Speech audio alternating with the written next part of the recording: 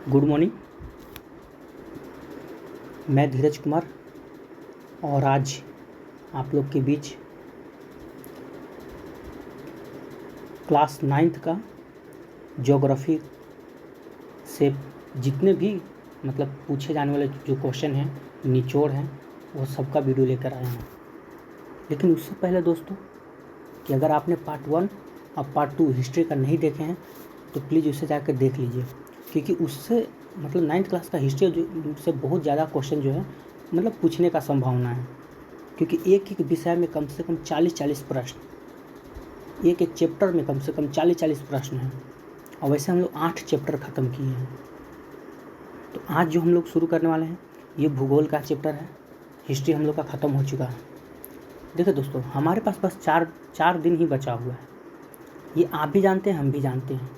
और ये जो समय है ना, ये समय सबको एक समान मिला, सबको बराबर ही मिला है, किसी को ज़्यादा या कम नहीं मिला है। हाँ, एग्ज़ाम आगे पीछे हो रहा है, लेकिन तैयारी करने का मौका ना किसी को नहीं दिया गया है, चाहे आप हो या हम हो। तो जो भी समय आपको मिला है, इस समय ना हाथ पे हाथ धर कर बैठने का नहीं है, कुछ करने का है। आप ये मत सोचिए कि आपको समय नहीं मिला तैयारी करने के लिए। आप ये सोचिए कि आपको जितना समय मिला है उतना में आप कैसे बेहतर कर सकते हैं। एक कहावत तो आप लोग सुने ही होंगे, 4 दिन की चांदनी और फिर अंधेरी रात। लेकिन यहाँ पे अंधेरी रात नहीं होगा, यहाँ पे उल्टा करेंगे हम लोग। 4 दिन की चांदनी और फिर उजाली रात होगा। आप 4 दिन ऐसा पढ़िए ना, इसके बाद फिर दोबारा पढ़ने की ज़रूरत ना पड़े। स्टेट आपका एक बार में सिलेक्शन हो। तो जितना ज़्यादा हो सके आप पढ़ने की कोशिश कीजिए, ज़्यादा क्वेश्चन को अटैच कीजिए। सब्जेक्ट मत पढ़िएगा। अगर आप किसी बुक को पढ़ रहे हैं, SCERT बुक पढ़ रहे हैं ना, तो वो पढ़ना बंद कीजिए, क्योंकि उतना टाइम आपके पास नहीं है। क्योंकि देखिए 9th क्लास में ना टोटल कितने चैप्टर हैं। देखिए ये आपका बिहार बोर्ड, ठीक है, बिहार बोर्ड का बुक है। 9th क्लास में ज्योग्राफी की अगर हम बात करें ना, टोटल 13 चैप्टर है। टोटल 13 चैप्टर है। क्या आप 13 चैप्टर पढ़ पाइएगा बुक से? है संभव? कभी नहीं है।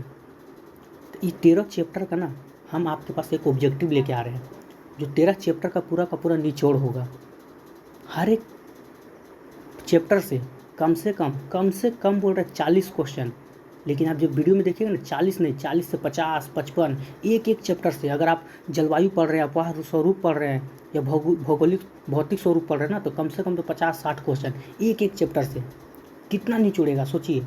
एक चैप्टर से 50 क्वेश्चन निचोड़ा जा रहा है, और कितना क्वेश्चन वो तो हम लोग से पूछेगा।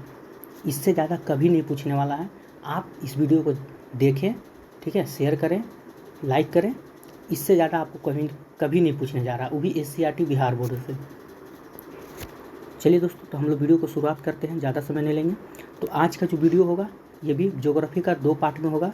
पार्ट 1 में हम लोग जनसंख्या तक पढ़ेंगे, और पार्ट 2 में हम लोग पूरा पढ़ेंगे, ठीक है। खंड A अभी जो होगा, अभी खंड A होगा। चलिए चलते हैं हम लोग अपना PDF की ओर। चलिए दोस्तों, तो शुरू करते हैं। देखिए आज का पहला चैप्टर जो है स्थिति एवं विस्तार, ठीक है, ये जो ज्योग्राफी का है। चलिए तो शुरू करते हैं। पहला बोलता है कि क्षेत्रफल की दृष्टि से भारत का विश्व में कौन सा स्थान है, ठीक है। तो ये क्षेत्रफल की दृष्टि से भारत में विश्व कौन सा स्थान है, तो 7वां। आप लोग मेरे साथ साथ ना आंसर करते चलिएगा। आप हमसे पहले आंसर मन में सोच लीजिएगा कि इसका आंसर क्या होगा, ठीक है। आगे चलते हैं। क्वेश्चन नंबर 2, भारत के अक्षांशीय एवं देशांतरीय विस्तार में लगभग कितने डिग्री का अंतर है, ठीक है। तो कितने डिग्री का अंतर है, ये हो जाएगा आपका 30 डिग्री का। नेक्स्ट क्वेश्चन की ओर चलते हैं। भारत की मानक मध्याह्न रेखा का मान कितना है, ठीक है। तो ये आपका मान कितना, 82.5 डिग्री। नेक्स्ट क्वेश्चन की ओर चलते हैं। भारत की स्थलीय सीमा रेखा तटीय सीमा रेखा से बड़ी है, लगभग कितनी गुनी बड़ी है, तो ये 2 गुनी बड़ी है।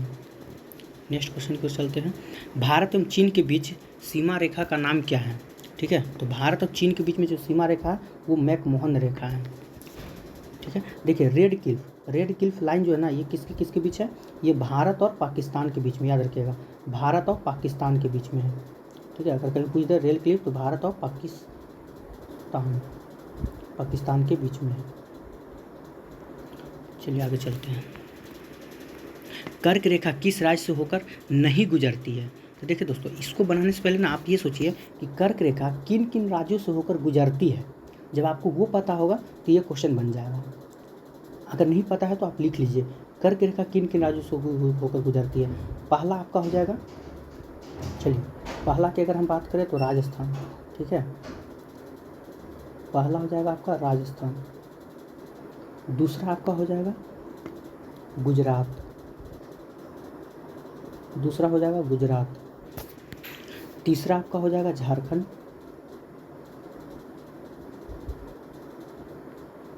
ठीक है, चौथा आपका हो जाएगा एमपी। ठीक है, चलिए पांचवा नंबर का हो जाएगा आपका छत्तीसगढ़।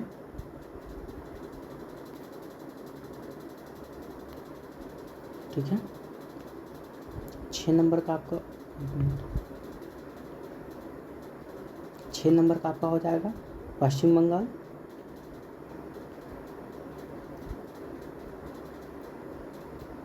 पश्चिम बंगाल। ठीक है, और 7 नंबर पे आपका हो जाएगा त्रिपुरा। और 8 नंबर पे आपका हो जाएगा मिजोरम। ठीक है, मिजोरम, ये लिख लीजिएगा आप लोग। तो ये हो गया आपका 8 रेखा जो है, ठीक है, वो कर्क रेखा से होकर गुजरती है। तो हमसे पूछा कौन नहीं गुजरती है। ठीक है, तो कौन नहीं गुजरती है, तो इसमें क्या हो जाएगा, तो महाराष्ट्र जो है ना, ये नहीं गुजरती है। चलिए नेक्स्ट क्वेश्चन की ओर चलते हैं। इनमें कौन सा देश उत्तर प्रदेश की सीमा को छूता है। इनमें से कौन सा ऐसा देश है जो उत्तर प्रदेश की सीमा को छूता है, तो ये हो जाएगा आपका नेपाल। नेक्स्ट क्वेश्चन देखते हैं, वह कौन सा स्थान है जो 3 समुद्रों के मिलन स्थल पर स्थित है। ठीक है, तो वो कौन सा हो जाएगा, कन्याकुमारी। नेक्स्ट क्वेश्चन की ओर चलते हैं, क्वेश्चन नंबर 9। भारत के मुख्य भाग को सही अक्षांशीय विस्तार निम्न में कौन है। ठीक है, चलिए तो कौन हो जाएगा इसका आंसर, तो 8 डिग्री 4 से 37 डिग्री 6 तक। क्वेश्चन नंबर 10 देखते हैं, भारत के मुख्य भाग का सही देशांतरीय विस्तार कितना है। ठीक है, कितना है, 68 डिग्री 7 से 97 डिग्री 25। चलिए क्वेश्चन नंबर 11 की ओर चलते हैं, भारत की मुख्य भूमि का पूर्व से पश्चिम का विस्तार कितना है। देखिए पूर्व से पश्चिम अगर आपसे पूछ रहा है तो ये कितना हो जाएगा, पूर्व से पश्चिम 29-33 किलोमीटर। ठीक है, चलिए नेक्स्ट क्वेश्चन नीचे में दिया हुआ है ऐसे, भारत की मुख्य भूमि से उत्तर से दक्षिण का विस्तार अगर पूछ लिया जाए, जैसे अभी पूछा हुआ है उत्तर से दक्षिण, तो ये कितना हो जाएगा, 32-14 किलोमीटर, यानी कि 3214 किलोमीटर। क्वेश्चन नंबर 13 की ओर चलते हैं, निम्न में कौन सी रेखा भारत को उत्तर दक्षिण 2 भागों में बांट देती है। ठीक है, तो कौन सी रेखा पूछा जा रहा है आपसे, याद रखिएगा, तो कर्क रेखा। आगे चलते हैं, अंडमान और निकोबार द्वीप समूह से निकटतम देश कौन सा है। इसके निकटतम देश कौन है, तो इंडोनेशिया। नेक्स्ट क्वेश्चन की ओर चलते हैं, क्वेश्चन नंबर 15, निम्नलिखित में से कर्क रेखा किस राज्य से नहीं गुजरती। देखिए फिर से वही क्वेश्चन आ गया, नहीं गुजरती है। तो जब आपको याद था गुजरात गुजरता है, झारखंड से कर्क रेखा गुजरती है, त्रिपुरा से गुजरती है, यानी कि उड़ीसा से नहीं गुजरती, तो इसका आंसर हो जाएगा सी। नेक्स्ट क्वेश्चन देखते हैं 16 नंबर, भारत का सबसे पूर्वी देशांतर कौन सा है। तो भारत का सबसे पूर्वी देशांतर आपसे पूछे तो 97 डिग्री 25 मिनट पूरब की ओर। 17 नंबर क्वेश्चन देखते हैं, ग्रीष्म अवकाश से आप यदि कावारत्ती जाना चाहते हैं तो किस केंद्र शासित प्रदेश में जाएंगे। ठीक है, तो किस केंद्र शासित प्रदेश में जाएंगे, तो लक्षद्वीप में जाएंगे। क्वेश्चन नंबर 17 की ओर चलते हैं,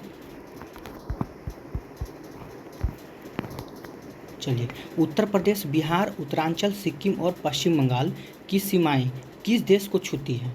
चलिए फटाक से इसका आंसर कीजिए, नेपाल को छूती है। आगे देखते हैं, भारत और पाकिस्तान के बीच में अंतर्राष्ट्रीय सीमा रेखा, अभी जस्ट हम बताए थे, भारत पाकिस्तान बोलेगा तो रेड क्लिफ। ठीक है, भारत चीन बोलेगा तो भारत और चीन अगर होता तो क्या हो जाता, ये आपका मैकमोहन रेखा हो जाता। और डुरंड रेखा अगर बोले तो भारत और अफगानिस्तान। ठीक है, भारत और अफगानिस्तान बोलेगा तो डुरंड रेखा हो जाएगा। ठीक है, तो इसका आंसर क्या हो जाएगा, 19 का सी, यानी कि रेड क्लिफ। आपसे भारत पाकिस्तान पूछ रहा है। आगे क्वेश्चन को चलते हैं, क्वेश्चन नंबर 20, कर्क रेखा निम्न में से किस राज्य से होकर नहीं गुजरती? देखिए फिर से वही क्वेश्चन रिपीट हो रहा है कि कर्क रेखा किन राज्य से होकर नहीं गुजरती है? तो हम जानते हैं महाराष्ट्र से नहीं गुजरती है। भारत का पूर्व पश्चिम विस्तार सर्वाधिक है तो कितना है? इसका आंसर हो जाएगा 22 डिग्री। आगे चलते हैं। भारत की मानक याम्योत्तर किस देशांतर रेखा को माना जाता है? ठीक है, तो किस देशांतर रेखा को माना जाता है? तो इसका हो जाएगा 82 डिग्री 37 मिनट। नेक्स्ट क्वेश्चन की ओर चलते हैं। विश्व का कितना क्षेत्रफल, ठीक है, विश्व का कितना क्षेत्रफल भारत के पास है? तो भारत के पास कितना है? 2.4%। नेक्स्ट क्वेश्चन की ओर चलते हैं। भारत के सुदूर पूर्व एवं पश्चिम के बीच समय का अंतराल कितने घंटे का है? तो याद रखिएगा इसमें 2 घंटे का अंतर होता है।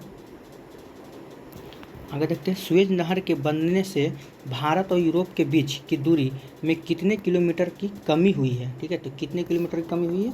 तो 7000।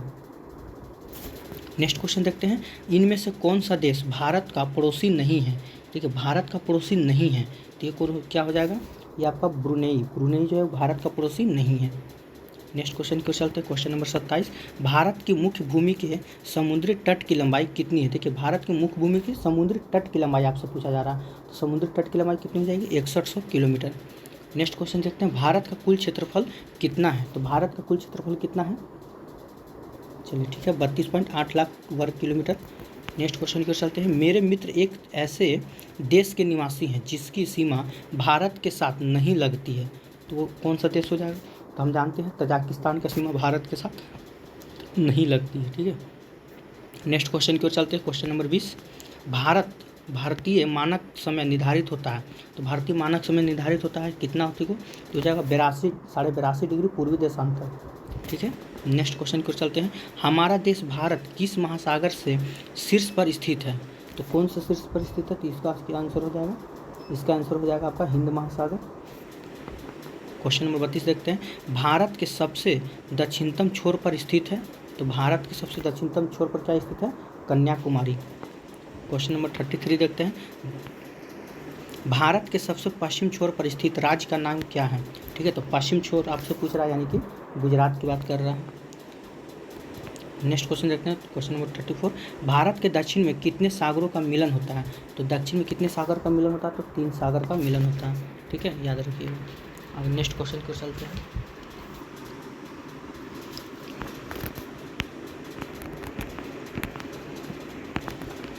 चलिए,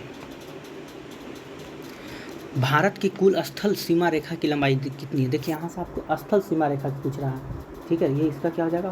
15,200 किलोमीटर। नेपाल और भूटान भारत की किस दिशा में स्थित है? तो नेपाल और भूटान भारत की किस दिशा में स्थित है? उत्तर दिशा में। नेक्स्ट क्वेश्चन की ओर चलते हैं।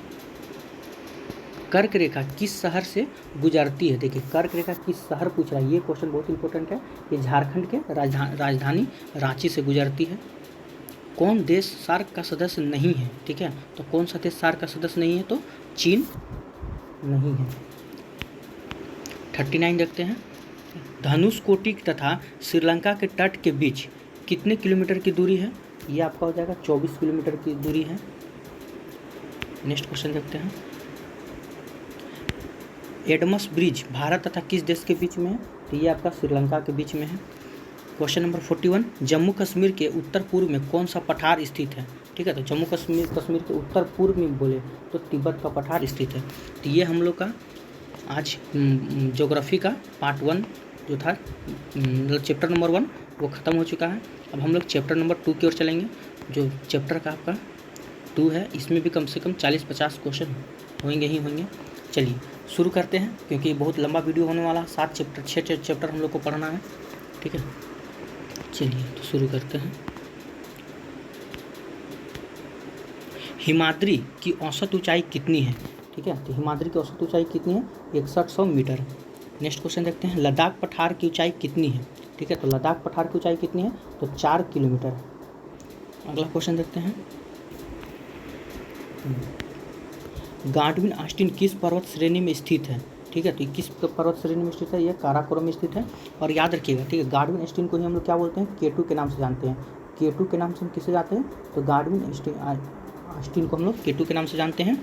ठीक है, और यहाँ से क्वेश्चन क्या पूछा जाता है कि भारत की सबसे ऊंची चोटी, भारत की सबसे ऊंची चोटी कौन सा है? तो आपको बताना होगा K2। भारत की सबसे ऊंची चोटी कौन सा है? तो K2। ठीक है, अब ये कभी कोई पूछ लिया जाता है, ठीक है, ये किस पर्वत श्रेणी में है? तो आपको गार्डविन स्टील मानना पड़ेगा। ठीक है, अगला क्वेश्चन की ओर चलते हैं। क्वेश्चन नंबर, चलिए 4 नंबर की ओर चलते हैं। उत्तर पूर्व राज्य में स्थित हिमालय को किस नाम से जाना जाता है? ठीक है, तो उत्तर पूर्व राज्य में स्थित हिमालय को किस नाम से हम जानते हैं? तो इसे हम पूर्वांचल के नाम से जानते हैं। भारतीय हिमालय को सर्वोच्च चोटी कौन सा है? भारतीय हिमालय की सर्वोच्च चोटी कौन सा है? तो ये हो जाएगा आपका कंचनजंगा। नेक्स्ट क्वेश्चन की ओर चलते हैं। नीलगिरी किसका अंग है? ठीक है, तो नीलगिरी किसका अंग है? ये पश्चिमी घाट का अंग है। नेक्स्ट क्वेश्चन की ओर चलते हैं। कश्मीर घाटी किसके बीच में स्थित है? तो कश्मीर घाटी किसके बीच में स्थित है? चलिए, ये आपका हो जाएगा जांस्कर। ठीक है, जांस्कर और पीर पंजाल के बीच में स्थित है। लक्षद्वीप कहाँ स्थित है? लक्षद्वीप कहाँ स्थित है? ठीक है, लक्षद्वीप कहाँ स्थित है? ये हो जाएगा आपका अरब सागर में। नेक्स्ट क्वेश्चन की ओर चलते हैं। Question number 9। श्रीलंका और भारत के बीच कौन द्वीप स्थित है? ठीक है, तो कौन सा द्वीप स्थित है? ये हो जाएगा आपका पेम्बन द्वीप। अंडमान निकोबार द्वीप समूह में कितने द्वीप स्थित हैं? ये आपका हो जाएगा 223। लक्षद्वीप समूह में कितने द्वीप आबाद हैं? ठीक है, तो कितने देश आबाद हैं? तो इसका आंसर क्या हो जाएगा? 10। किस पर्वत को सह्याद्री कहा जाता है? ठीक है, किस पर्वत को सह्याद्री कहा जाता है? ठीक है, इसका आंसर हो जाएगा पश्चिमी घाट। नेक्स्ट क्वेश्चन की ओर चलते हैं। Question number 13। निम्नलिखित में से कौन सी चोटी भारत में स्थित नहीं है? तो हम जानते हैं K2 भारत में, माउंट एवरेस्ट भी भारत में है, नंदा देवी पर्वत भी क्या है? भारत में है। तो कौन सा भारत में स्थित नहीं है? ठीक है, नहीं सॉरी, माउंट एवरेस्ट आपका भारत में नहीं, क्योंकि माउंट एवरेस्ट कहाँ है? नेपाल में है। ठीक है, माउंट एवरेस्ट कहाँ है? ये नेपाल में है। और नेपाल में इसे किस नाम से जाना जाता है? कभी कोई पूछा जाता है। ठीक है, माउंट एवरेस्ट को नेपाल में किस नाम से जाना जाता है? तो याद रखिएगा, सागर माथा। किस नाम से जाना जाता है? तो सागर माथा के नाम से जाना जाता है। माउंट एवरेस्ट को नेपाल में किस नाम से जाना जाता है? सागर माथा के नाम से जाना जाता है। माउंट एवरेस्ट की ऊंचाई कितनी है? कभी कभी पूछ लिया जाएगा, माउंट एवरेस्ट की ऊंचाई कितनी है? तो याद रखिएगा 8848। ठीक है, माउंट एवरेस्ट की ऊंचाई कितनी है? 8848। चलिए नेक्स्ट क्वेश्चन की ओर चलते हैं। बिहार के उत्तर पश्चिम किनारे पर हिमालय की कौन सी श्रेणी है? ठीक है, तो कौन सी श्रेणी हो जाएगा? तो शिवालिक की श्रेणी है। अगला क्वेश्चन देखते हैं। हिमालय के निर्माण में कौन सा सिद्धांत सर्वमान्य है? ठीक है, तो कौन सा सिद्धांत सर्वमान्य है? तो इसका हो जाएगा प्लेट विवर्तकर्णी का सिद्धांत। क्वेश्चन नंबर 16 की ओर चलते हैं। सेंडल चोटी की ऊंचाई कितनी है? ठीक है, तो इसमें आपको पूछा सेंडल चोटी की ऊंचाई कितनी है? तो 642 मीटर। कितना हो जाएगा? 642 मीटर। नेक्स्ट क्वेश्चन की ओर चलते हैं। भारत का सबसे प्राचीन भूखंड कौन सा है? तो भारत का सबसे प्राचीन भूखंड जो है वो प्रायद्वीपीय पठार है। ठीक है, क्वेश्चन नंबर 18 देखते हैं। निम्न हिमालय के ढालों पर पाए जाने वाले घास के मैदान को कश्मीर में क्या कहा जाता है? तो इसे क्या कहा जाता है? इसे मग्र कहा जाता है। ठीक है, नेक्स्ट क्वेश्चन की ओर चलते हैं। Question number 19। निम्नलिखित में से कौन सा दर्रा सिक्किम राज्य में है? तो सिक्किम राज्य में कौन सा है? तो नाथुला दर्रा। ठीक है, आज हम बुर्जिला दर्रा की बात करें तो बुर्जिला दर्रा कहाँ है? तो जम्मू कश्मीर। ये कहाँ है? जम्मू कश्मीर में। ठीक है, जम्मू कश्मीर, जम्मू कश्मीर में। और आपका बारालाचा अगर पूछा जाए, बारालाचा कहाँ है? तो बारालाचा जो है ये आपका हिमाचल प्रदेश में है। बारालाचा कहाँ है? तो हिमाचल प्रदेश में। ठीक है, बारालाचा कहाँ है? बारालाचा की अगर हम बात करें तो हिमाचल प्रदेश। ठीक है, ये पूछ लिया जाता है, ये भी क्वेश्चन अच्छा है, ये पूछ लिया जाता है। हिमाचल प्रदेश में बारालाचा कहाँ है? बारालाचा कहाँ है? तो हिमाचल प्रदेश में। अगर हम बात करें थांगला नहीं छोड़िए, चलो ठीक है। क्वेश्चन नंबर आगे बढ़ते हैं 20 की ओर। निम्न में से कौन सा भूखंड टेथिस नामक सागर के उत्तर में स्थित है? ठीक है, तो कौन सा है? तो लोरेशिया। कौन हो जाएगा? लोरेशिया। क्वेश्चन नंबर 21 की ओर देखते हैं। हिमालय की सबसे बाहरी श्रृंखला को, ठीक है, निम्नलिखित में से क्या कहा जाता है? तो क्या कहा जाता है? तो शिवालिक कहा जाता है। क्वेश्चन नंबर 22 देखते हैं कि संसार का सर्वोच्च शिखर कौन सा है? तो संसार का अगर पूछ रहा है आपसे, ठीक है, यहाँ फोकस कीजिएगा। भारत का पूछता तो कुछ और हो जाता है, संसार की बात कर रहा तो ये आपका हो जाएगा माउंट एवरेस्ट। ठीक है, इसकी ऊंचाई हम अभी जस्ट बताए थे 88, 48, कहीं कहीं आपको 49 भी दे देगा। ठीक है, तो थोड़ा देख लीजिएगा। आगे चलते हैं। सतलज तथा काली नदी के बीच स्थित हिमालय पर्वत श्रेणी को किस नाम से जानते हैं? ये बहुत फेमस क्वेश्चन है, इसमें आप एकदम VVI लिख दीजिएगा। ठीक है, ये स्टार मार दीजिएगा। ठीक ठीक है, ये क्वेश्चन बहुत बार पूछा जाता है। सतलज तथा काली नदी के बीच स्थित हिमालय पर्वत श्रेणी कौन सा है? तो इसका आंसर क्या हो जाएगा? ये आपका हो जाएगा कुमायूं हिमालय। ठीक है, इसका आंसर क्या हो जाएगा? कुमायूं हिमालय। थोड़ा सा देख लेते हैं हम लोग। नेपाल हिमालय, नेपाल हिमालय में कौन कौन आ जाएगा? ठीक है, चलिए थोड़ा सा देख लेते हैं। अगर नेपाल हिमालय की बात करें, नेपाल हिमालय की, तो इसमें आपका हो जाएगा काली और तीस्ता। नेपाल हिमालय में कौन हो जाएगा? तो काली। ठीक है, काली और तीस्ता के बीच में नेपाल हिमालय में कौन कौन हो जाएगा? काली और तीस्ता। ठीक है, ये नेपाल हिमालय का हो गया।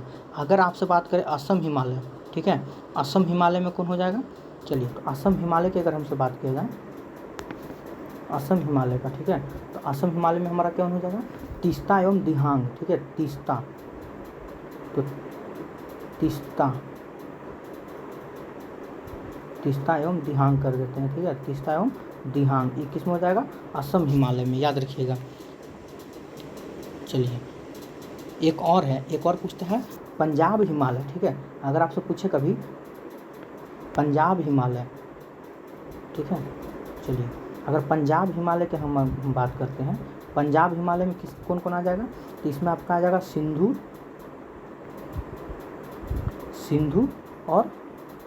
एवं सतलज। ठीक है, सिंधु एवं सतलज कौन में आ जाएगा? पंजाब हिमालय में। ठीक है, सिंधु एवं सतलज, ये बहुत मतलब इस पर एक दो क्वेश्चन पूछ लिया जाता है।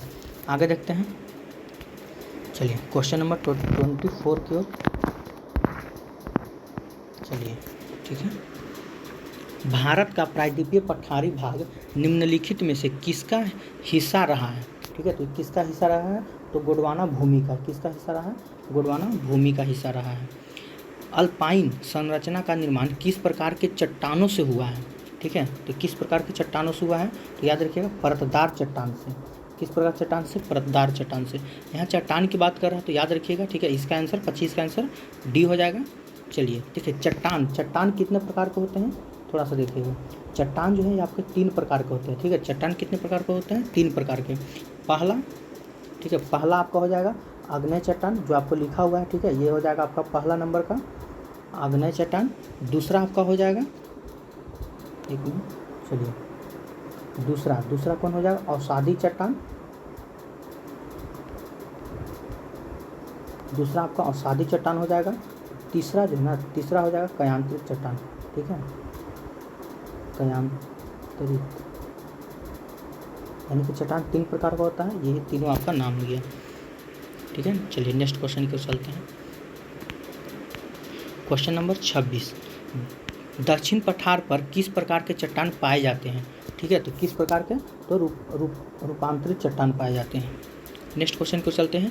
मध्यवर्ती मैदानी भाग का अधिकतम ऊंचाई कितना है? ठीक है, तो अधिकतम ऊंचाई कितना है? 1250 मीटर। हिमालय की लंबाई कितनी है? देखिए आ गया ना, हिमालय की लंबाई कितनी है? ठीक है, तो इसका कितना हो जाएगा? 2500 किलोमीटर। नेक्स्ट क्वेश्चन चलते हैं। एवरेस्ट की ऊंचाई आपसे पूछ दिया, जो अभी हम जस्ट बताए थे, 88-48। नेक्स्ट क्वेश्चन को चलते हैं। हिमालय को और किस नाम से जाना जाता है? हिमाचल हिमालय को और किस नाम से जाना जाता है? तो मध्य हिमालय के नाम से जाना जाता है। क्वेश्चन नंबर 31 देखते हैं। दक्षिण भारत की सर्वोच्च चोटी का क्या नाम है? दक्षिण भारत की सर्वोच्च चोटी का आपका नाम से पूछ रहा है, तो ये क्या हो जाएगा? अन्नामुदी। ठीक है, नीलगिरी की सबसे ऊंची चोटी, ये बहुत अच्छा क्वेश्चन है। नीलगिरी की सबसे ऊंची चोटी का नाम क्या है? दोदा बेटा। नेक्स्ट क्वेश्चन पर चलते हैं। गुजरात से गोवा तक का तटीय मैदान क्या कहलाता है? ठीक है, तो गुजरात से गोवा तक का तो तटीय मैदान होता है, उसे हम कोंकण तट के नाम से जानते हैं। नेक्स्ट क्वेश्चन देखते हैं। बिहार में हिमालय की कौन सी श्रेणी पाई जाती है? तो बिहार में हिमालय की शिवालिक पहाड़ी पाई जाती है। नेक्स्ट क्वेश्चन देखते हैं 35। चलिए, भारत के क्षेत्रफल में पठारी क्षेत्र का हिस्सा कितना है? ठीक है, तो ये कितना % है? ये आपका पठारी क्षेत्र 28% हो जाएगा। अगला क्वेश्चन देखते हैं। राजनीतिक दृष्टि से भारत के उत्तरी मैदान का विस्तार निम्नलिखित में से किन राज्यों में है? ठीक है, तो किन राज्यों में है? यह हो जाएगा आपका उत्तरी बिहार, ठीक है, बंगाल और असम में। उत्तरी बिहार, बंगाल और असम में हो जाएगा। ठीक है, नेक्स्ट क्वेश्चन देखते हैं 37। पश्चिमी घाट का सूरज शिखर कौन सा है? ठीक है, पश्चिमी घाट का आपका पूछ रहा है। ठीक है, तो पश्चिमी घाट कौन हो जाएगा? अन्नामुदी हो जाएगा।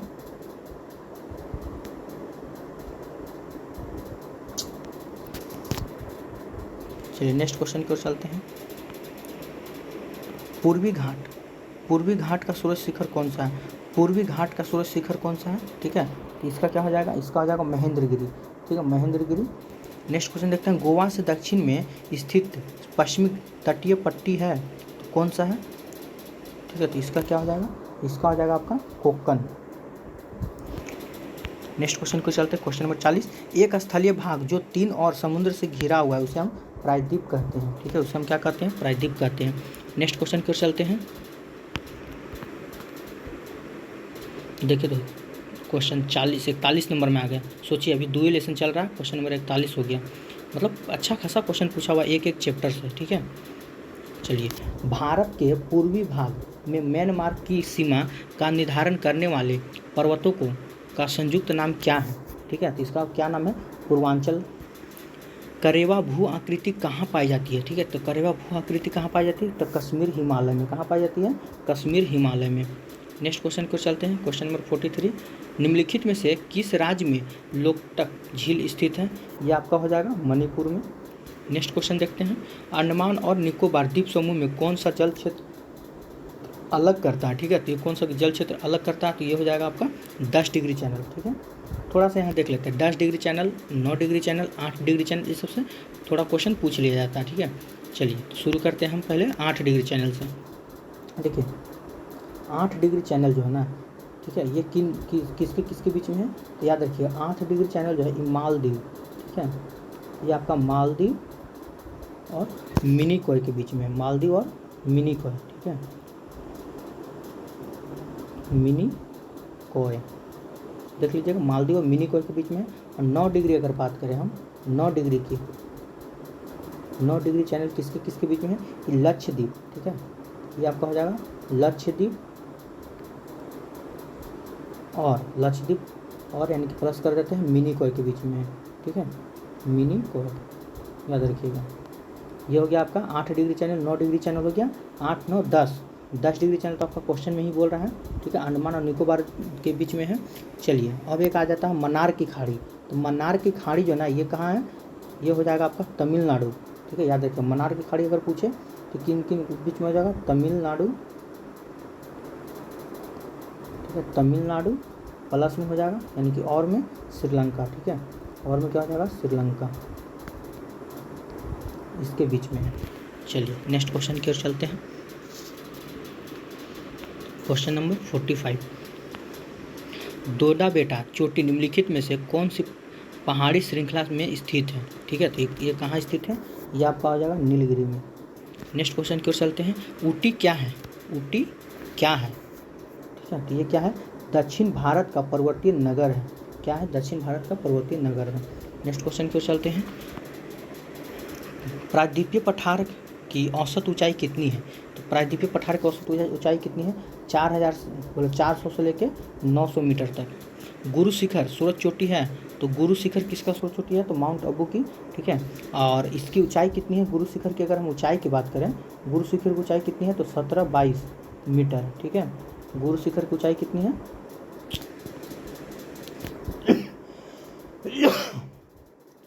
चलिए तो हो गया कितना? 1722 मीटर। गुरु शिखर की अगर ऊंचाई हम आपसे पूछे तो याद रखिएगा 1722 यानी कि 1722 मीटर। ठीक है, अब ये माउंट अबू कहाँ है? तो माउंट अबू कहाँ है? तो राजस्थान में। याद रखिएगा माउंट अबू कहाँ है? तो राजस्थान में। नेक्स्ट क्वेश्चन चलते हैं। Question number 49। दक्कन पठारी क्षेत्र में किस चट्टान की प्रधानता मिलती है? ठीक है, कौन सा मिलते हैं? तो 49 का क्या हो जाएगा? तो बेसाल्ट चट्टान। नेक्स्ट क्वेश्चन चलते हैं। पटकाई ब्रूम, नागा हिल तथा लुसाई हिल किस पर्वत श्रेणियाँ या हिस्सा है? ठीक है, तो ये किसका श्रेणी या हिस्सा है? तो पूर्वांचल की। नेक्स्ट क्वेश्चन को चलते हैं। इनमें से कौन हिमालय की सूरज श्रेणी है? ठीक है, हिमालय की आपको पूछ रहा है तो कौन हो जाएगा? हिमाद्री। नेक्स्ट क्वेश्चन की ओर चलते हैं। इनमें से कौन हिमालय के उत्तर में स्थित है? तो उत्तर में क्या स्थित है? ये हो जाएगा काराकोरम। काराकोरम बोले तो केटू। ठीक है, गाडविन एस्टीन। नेक्स्ट क्वेश्चन चलते हैं। निम्नलिखित में से कौन सी चोटी भारत में स्थित नहीं है? तो वही हो जाएगा कौन नहीं है? तो माउंट एवरेस्ट नहीं है। ये कहाँ है? तो नेपाल में। ठीक है, याद रखिएगा नेपाल में इसको किस नाम से जानते हैं? तो सागर माथा के नाम से। पहले भी बता चुके हैं नेपाल में। ठीक है, तो सागर माथा के नाम से हम लोग माउंट एवरेस्ट को जानते हैं। चलिए आगे चलते हैं। महेंद्रगिरी किस राज्य में स्थित है? तो ये आपका हो जाएगा उड़ीसा में। नेक्स्ट क्वेश्चन को चलते हैं। इनमें से कौन केरल को तमिलनाडु से जोड़ता है? ठीक है, तो केरल को तमिलनाडु से कौन जोड़ता है? तो पाल घाट। कौन जोड़ता है? तो पाल घाट। ठीक है, अगर हम बात करें भोर घाट, तो भोर घाट जो है वह मुंबई, ठीक है, वो किसको? तो वह मुंबई और भोर घाट किसको जोड़ता है? मुंबई और प्लस पुणे को। ठीक है, भोर घाट मुंबई प्लस पुणे। ठीक है, कहीं कहीं महाराष्ट्र भी दे देगा आपको।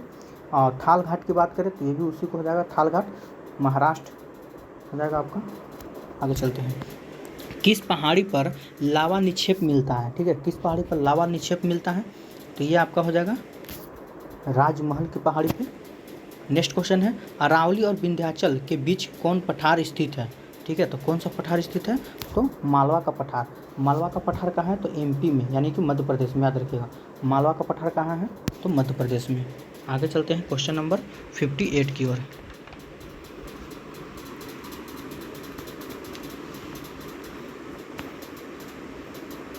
चलिए, तो 58 नहीं था, मतलब कहने का मतलब टोटल 57 क्वेश्चन था। ठीक है, लेसन 2 में हम लोग टोटल 57 यानी सोचे 57 क्वेश्चन को टच किए। तो ज़्यादा से ज़्यादा क्वेश्चन टच कीजिएगा, वो आपका ज़्यादा काम देगा। चलिए, तीसरा लेसन का नाम है अपवाह और स्वरूप। ठीक है, देखते हैं इसमें क्या क्या है। चलिए, तो शुरू करते हैं। लक्ष्मी सागर झील किस राज्य में है? ठीक है, तो लक्ष्मी सागर झील ये बहुत इंपॉर्टेंट होगा, क्योंकि आप बिहार स्टेट दे रहे हैं। ठीक है, उसमें आपको बिहार से रिलेटेड क्वेश्चन पूछा जा सकता है, तो ये क्वेश्चन को थोड़ा अच्छा से देख लीजिएगा। लक्ष्मी सागर झील किस राज्य में है? तो बिहार में। ठीक है, नेक्स्ट की ओर चलते हैं। निम्न में से कौन लवणीय झील है? ठीक है, तो लवणीय झील कौन है? तो सांभर झील। सांभर झील क्या है? लवणीय झील है। तो ये किस राज्य में है? तो याद रखिएगा राजस्थान। सांभर झील कहाँ है? तो राजस्थान में। ठीक है, चलिए नेक्स्ट क्वेश्चन की ओर चलते हैं। गंगा नदी पर गांधी सेतु, गंगा नदी पर गांधी सेतु किस शहर के निकट अवस्थित है? ये बताने की तो ज़रूरत है ही नहीं, जैसे लग रहा है। ठीक है, पटना हो जाएगा। नेक्स्ट क्वेश्चन की ओर चलते हैं। कौन सी नदी भ्रंश घाटी से होकर बहती है? ठीक है, कौन सी नदी भ्रंश घाटी से होकर बहती है? तो इसका आंसर क्या हो जाएगा? इसका आंसर हो जाएगा तापी। क्वेश्चन नंबर 5 देखते हैं। कौन सी नदी प्रायद्वीपीय भारत की सबसे लंबी नदी है? प्रायद्वीपीय भारत की सबसे लंबी नदी आपसे पूछा जा रहा है। ठीक है, तो इसका आंसर क्या हो जाएगा? तो गोदावरी। कौन हो जाएगा? गोदावरी। नेक्स्ट क्वेश्चन पर चलते हैं।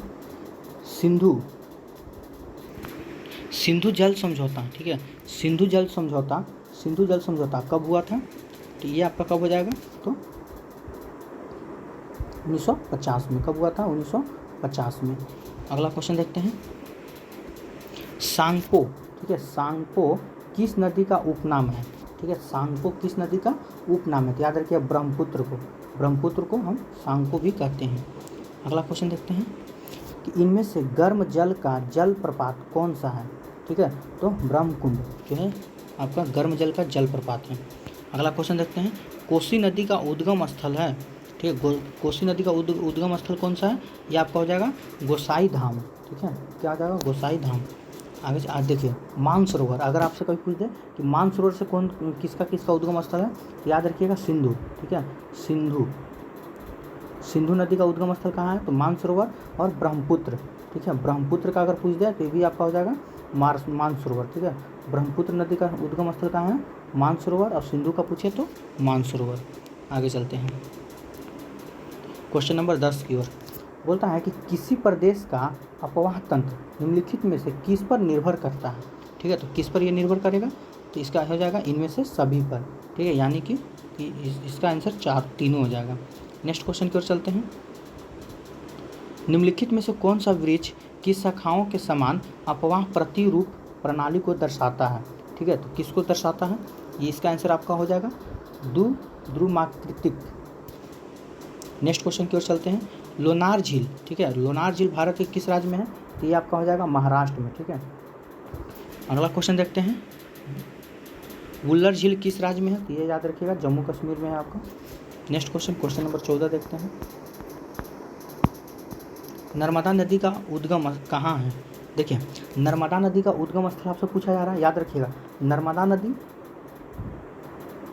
चलिए, नर्मदा नदी, ठीक है, और सोन नदी, नर्मदा नदी, सोन नदी और एक है, ठीक है, 3 नदी है, महानदी, ठीक है, महानदी, ठीक है, नर्मदा नदी, सोन नदी, महानदी, इन तीनों का उद्गम स्थल कहाँ है? इन तीनों का उद्गम स्थल कहाँ हो जाएगा? तो अमरकंटक, ठीक है, इन तीनों का उद्गम स्थल कहाँ है? अमरकंटक। अगर बात करें अमरकंटक जो है किस राज्य में है? तो अमरकंटक किस राज्य में है? तो याद रखिएगा छत्तीसगढ़, ठीक है, किस राज्य में अमरकंटक? तो छत्तीसगढ़। अमरकंटक से किन 3 नदी का उद्गम स्थल है? तो याद रखिएगा सोन नदी, महानदी और नर्मदा नदी। नेक्स्ट क्वेश्चन पे चलते हैं। बिहार का शोक किस नदी को कहा जाता है? तो यह जाएगा आपका कोसी नदी को कहा जाता है। अरुणाचल प्रदेश में ब्रह्मपुत्र नदी को किस नाम से जाना जाता है? ठीक है, तो अरुणाचल प्रदेश में आपसे पूछा जा रहा है, तो ये हो जाएगा दिहांग के नाम से जाना जाता है। 17 नंबर क्वेश्चन देखते हैं। यमुना नदी का स्रोत यमुनोत्री इनमें से कहाँ स्थित है? ठीक है, तो कहाँ स्थित है? इसका हो जाएगा महान हिमालय में। नेक्स्ट क्वेश्चन को चलते हैं। दक्षिण की गंगा किस नदी को कहा जाता है? तो दक्षिण की गंगा किस नदी को कहा जाता है? तो गोदावरी को, ठीक है। नेक्स्ट क्वेश्चन की ओर चलते हैं। झारखंड स्थित तिलैया बांध किस प्रकार का झील है? तो ये धासान घाटी झील है। नेक्स्ट क्वेश्चन की ओर चलते हैं। कांवर पक्षी विहार, ठीक है, विहार कहाँ स्थित है? तो ये आप जानते हैं बिहार में है, बेगूसराय में है। अगला क्वेश्चन देखते हैं। गंगा कार्य परियोजना किस वर्ष प्रारंभ हुआ था? तो गंगा कार्य परियोजना जो था वो किस वर्ष प्रारंभ हुआ था? 1985 में, ठीक है। नेक्स्ट क्वेश्चन को चलते हैं। टिहरी परियोजना का किस नदी पर हुआ था? मतलब भागीरथी नदी पे। टिहरी परियोजना का विकास किस नदी पर हुआ था? तो भागीरथी नदी पे।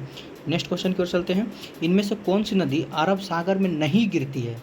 ठीक है, तो याद रखिएगा तुंगभद्रा नदी जो है ये अरब सागर में नहीं गिरती। बाकी जो भी नदी है, नर्मदा नदी, ताप्ती नदी, मांडवी नदी, जुआरी नदी, ठीक है, एक नदी और है जो अरब सागर में गिरती है।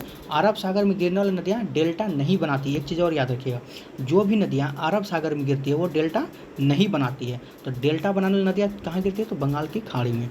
नेक्स्ट क्वेश्चन की ओर चलते हैं। 24 दक्षिण पठार से आकर सीधे गंगा में मिलने वाली नदी कौन है?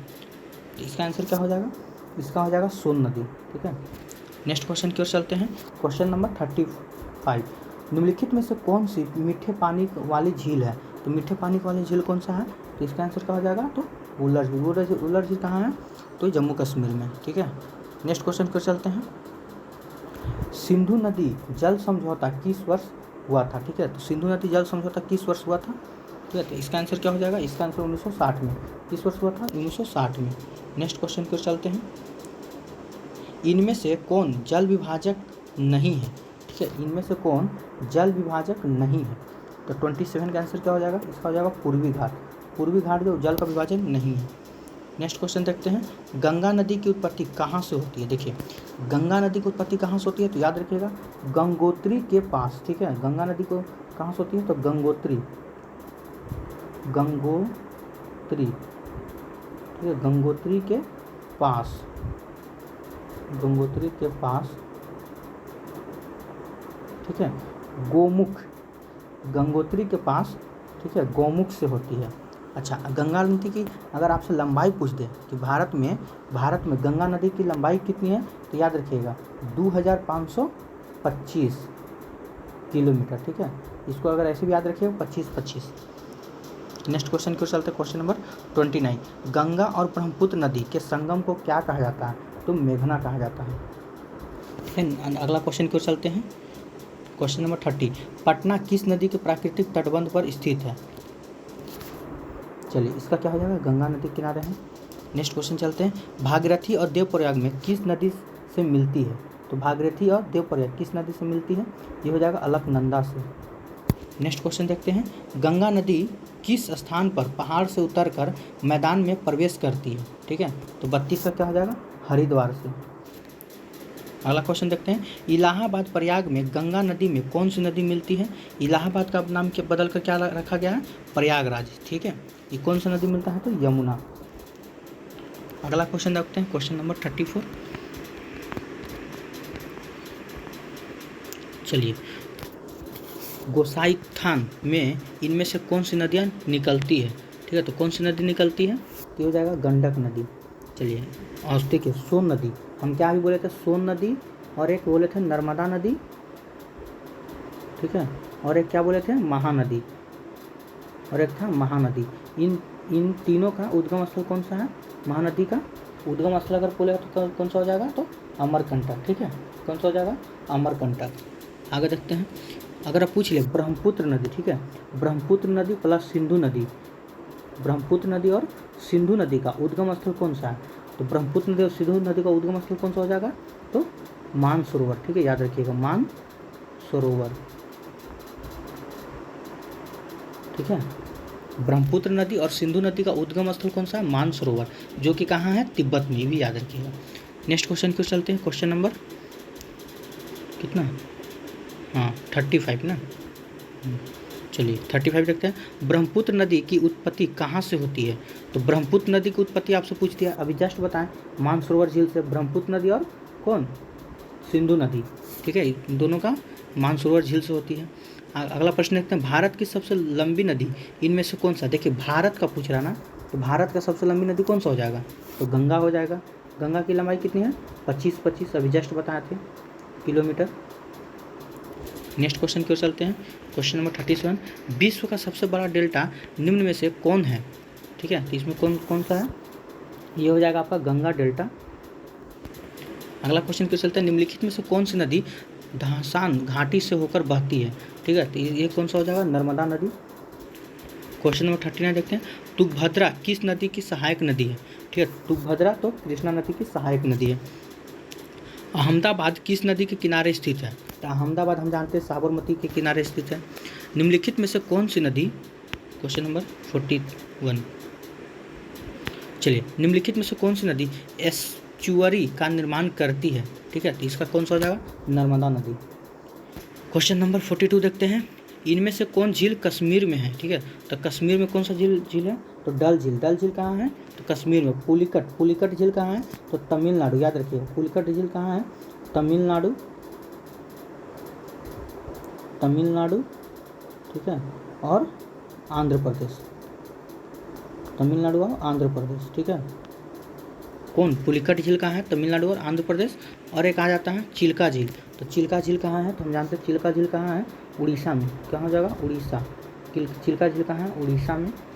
चलिए, कोलेरू, अगर कोलेरू झील, तो कोलेरू झील कहाँ हो जाएगा? ये आपका आंध्र प्रदेश में। कोलेरू झील कहाँ है? तो आंध्र प्रदेश में। ठीक है, आंध्र प्रदेश। कोलेरू झील कहाँ है? तो आंध्र प्रदेश में। नेक्स्ट क्वेश्चन क्यों चलते हैं, 43। निम्नलिखित में से कौन सी नदी अरब सागर में गिरती है? ठीक है, तो अरब सागर में कौन गिरती है? नर्मदा नदी गिरती है। और अरब सागर में गिरने वाली नदियाँ कभी डेल्टा नहीं बनाती है, ये चीज़ हमेशा याद रखिएगा। लूनी किस राज्य की नदी है? तो लूनी जो है वो किस राज्य की नदी है? तो राजस्थान की। चलिए क्वेश्चन नंबर 45 देखते हैं, इनमें किस झील का जल खारा नहीं है? ठीक है, ऐसा कौन सा झील है जो खारा नहीं है? तो कौन हो जाएगा? कोलेरू। कोलेरू कहाँ है? अभी जस्ट बताया, तो कोलेरू कहाँ है? तो आंध्र प्रदेश में। कोलेरू कहाँ है? आंध्र प्रदेश। ठीक है, याद रखिए, कोलेरू झील कहाँ है? तो आंध्र प्रदेश में। ये क्या है? खारा नहीं है। नेक्स्ट क्वेश्चन क्यों चलते हैं, महात्मा गांधी सेतु पटना को किस शहर से जोड़ता है? ठीक है, तो ये हाजीपुर शहर को जोड़ता है। नेक्स्ट क्वेश्चन देखते हैं, कौन सा झील, ठीक है, हिमालय से संबंधित नहीं है? अब कौन सा झील है जो हिमालय से संबंधित नहीं है? तो पुलिकट झील नहीं है। क्यों? क्योंकि पुलिकट झील जो है वो तमिलनाडु और आंध्र प्रदेश में है। ठीक है, अब बाकी जो है नैनीताल झील उत्तराखंड में हिमालय के पर्वत है। बुल्लर तो जम्मू कश्मीर हो ही जाएगा, डल तो उधर है ही। आगे देखते हैं, अगला क्वेश्चन है कि कौन सी नदी गंगा के सहायक नदी नहीं है? ठीक है, तो कौन नहीं है? तो बेगाई। बेगाई जो है, बेगाई, ये गंगा की सहायक नदी नहीं है। चलिए दोस्तों, तो ये भी आपका लेसन नंबर 3 हम लोग ख़त्म कर चुके हैं। चलिए अब आगे अगला देखते हैं, लेसन नंबर 4। चलिए, तो 4 का क्या नाम है? चैप्टर नंबर 4 है हम लोग का जलवायु। ठीक है, जलवायु से कितने प्रश्न पूछे गए? लगभग कम से कम तो 40-50 क्वेश्चन ही होगा। ठीक है, 40-50 में से 1, 2, 3, 4 पूछना है। इतना निचोड़ हम आज तक कभी कि अच्छा इस प्रकार का बुक में देखे नहीं है कि एक चैप्टर से 40-50 क्वेश्चन आपका निचोड़ दिया जा रहा है। तो वीडियो अगर अच्छा लगता हो तो लाइक कीजिएगा, सब्सक्राइब कीजिएगा और अपने 1-2 दोस्त को ज़रूर शेयर कीजिएगा। ठीक है, कि उसको भी पढ़ने में कुछ मदद मिले। चलिए तो हम शुरू करते हैं कि जाड़े में, ठीक है, तमिलनाडु के तटीय भागों में वर्षा का क्या कारण है? तो क्या कारण हो जाएगा? तो उत्तर पूर्वी मानसून। क्या कारण है? उत्तर पूर्वी मानसून। नेक्स्ट क्वेश्चन की ओर चलते हैं, क्वेश्चन नंबर 2। दक्षिण भारत के संदर्भ में कौन सा तथ्य गलत है? ठीक है, तो कौन सा तथ्य गलत है? तो यहाँ वार्षिक तापांतर जो है ना कम होता है, यही पॉइंट आपका गलत है। नेक्स्ट क्वेश्चन की ओर चलते हैं। क्वेश्चन नंबर 3, जब सूर्य कर्क रेखा पर सीधे चमकता है तो उसका प्रभाव क्या होता है? ठीक है, तो उसका प्रभाव क्या होगा? तो उसका प्रभाव उत्तरी पश्चिमी भारत में निम्न वायुदाब रहता है। ठीक है, नेक्स्ट क्वेश्चन की ओर चलते हैं। क्वेश्चन नंबर 4, ठीक है, विश्व में सबसे अधिक वर्षा किस स्थान पर होता है? अगर विश्व की बात करें, ठीक है, तो मासिनराम, इसी का यहाँ SCERT में आपका नाम दे दिया, मौसिनराम दे दिया है। ठीक है, चलिए, ये कहाँ है? तो मेघालय में, याद रखिए मौसिनराम कहाँ है? तो मेघालय में। अगर राज्य देता तो आपको मेघालय देता, लेकिन यहाँ राज्य न देते दे दिया। चलिए आगे देखते क्वेश्चन नंबर 5 नंबर, मई महीने में पश्चिम बंगाल में चलने वाली धूल भारी आंधी को क्या कहा जाता है? ठीक है, तो क्या कहा जाता है? तो काल बैसाखी कहा जाता है। अगला क्वेश्चन को चलते हैं। भारत में दक्षिण पश्चिम मानसून का आगमन कब से होता है? ठीक है, तो भारत में दक्षिण पश्चिम मानसून का आगमन कब से होता है? तो 1 जून से होता है। अगला क्वेश्चन देखते हैं। जाड़े में सबसे ज़्यादा ठंडा कहाँ पड़ता है? ठीक है, तो जाड़े में सबसे ज़्यादा ठंडा की बात करें, ठीक है, तो खिलन मार्ग में पड़ता है। उत्तर पश्चिमी भारत में शीतकालीन वर्षा का क्या कारण था? तो क्या कारण था? इसका हो जाएगा पश्चिमी विक्षोभ। क्वेश्चन नंबर 9 की ओर चलते हैं। ग्रीष्म ऋतु का कौन स्थानीय तूफान है जो कहवा की खेती के लिए उपयोगी होती है? ठीक है, क्या हो जाएगा? 9 का हो जाएगा आम्रवर्षा। 1 मिनट दोस्तों, थोड़ा पानी पी लेते हैं। देखिए दोस्तों, वीडियो थोड़ा लंबा होगा, ठीक है, क्योंकि हम बहुत ज़्यादा चैप्टर को कवर करने वाले हैं। चलिए क्वेश्चन नंबर 10 की ओर चलते हैं। तो मौसिनराम जो है वर्षा का औसत क्या है? ठीक है, तो इसका यहाँ वर्षा का औसत क्या है? 1392 सेंटीमीटर। कितना है? 1392 सेंटीमीटर। नेक्स्ट क्वेश्चन की ओर चलते हैं। शिलोंग में औसत वर्षा कितनी होती है? शिलोंग की अगर बात करें तो 230 सेंटीमीटर होती है। नेक्स्ट क्वेश्चन की ओर चलते हैं। भारत में वार्षिक, ठीक है, वार्षिक वर्षा का औसत कितना? आपसे वार्षिक पूछा जा रहा है, तो इसका क्या हो जाएगा? 118 सेंटीमीटर। नेक्स्ट क्वेश्चन की ओर चलते हैं। शरद ऋतु अथवा लौटते मानसून के समय भारत के किस क्षेत्र में वायुदाब बढ़ने लगता है? ठीक है, तो किस क्षेत्र में वायुदाब बढ़ने लगता है? तो याद रखिएगा उत्तर पश्चिम में। ठीक है, उत्तर पश्चिम में वायुदाब बढ़ने लगता है। ठीक है, मंगलोर में वर्षा का औसत कितना है? ठीक है, तो इसका आंसर क्या हो जाएगा? 14 का हो जाएगा 300 सेंटीमीटर। कितना हो जाएगा? 300 सेंटीमीटर। नेक्स्ट क्वेश्चन की ओर चलते हैं।